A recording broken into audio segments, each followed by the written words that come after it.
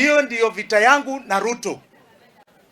Wale watu ambao wanaumia zaidi ni watu ambao walimpatia kura. Angeingia kama si nyinyi. No, niambie vizuri. Angeingia urais kama si kura zenu? Siski.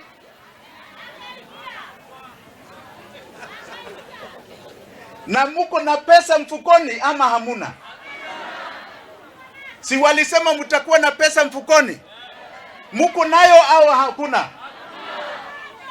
Haya, sasa mjue hiyo ndiyo vita yangu na Bwana Ruto.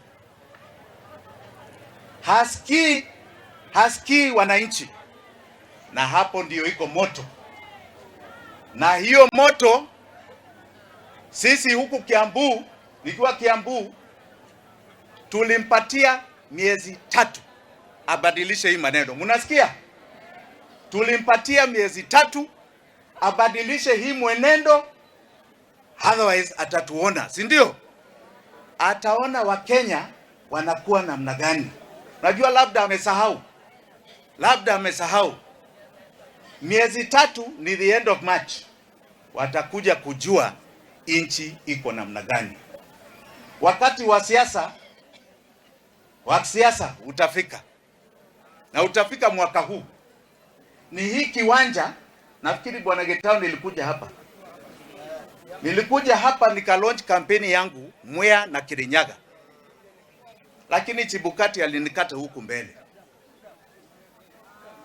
Wakati huu ekeide mwire wakati huu hakuna mtu atazuia sisi. Tutawafagia kama kitu kingine, kwa sababu tutakuwa na energy ya wananchi, si ndio? Na tutakuwa na Mungu hapo. Wakiwa wananchi, si Mungu yuko hapo. Safina party yoshone Jimmy